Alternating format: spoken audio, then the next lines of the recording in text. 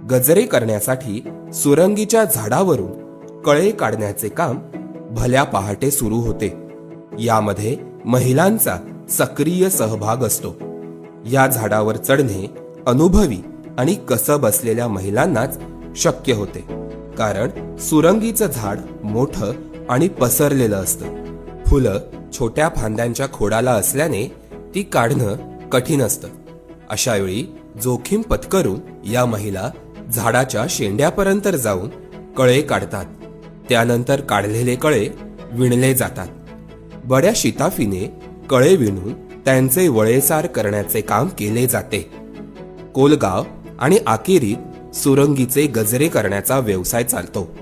एक गजरा साधारण 50 रुपयांपर्यंत विकला जातो. मात्र त्यासाठी देखील या महिलांना ग्राहकांशी हुज्जत घालावी लागते. सुरंगीच्या कळ्यांचा व्यापार मोठ्या प्रमाणावरती कोकणामध्ये चालतो. कळे सकाळच्या वेळी काढले जातात, फुलं उमलायच्या आधी काढले जातात.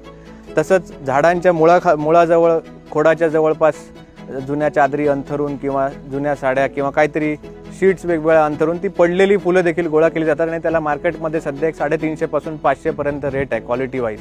तर हे इकॉनॉमिकली सुद्धा महत्त्वाचं झाड आहे, पर्यावरणीय दृष्ट्या सुद्धा खूप महत्त्वाचं आहे.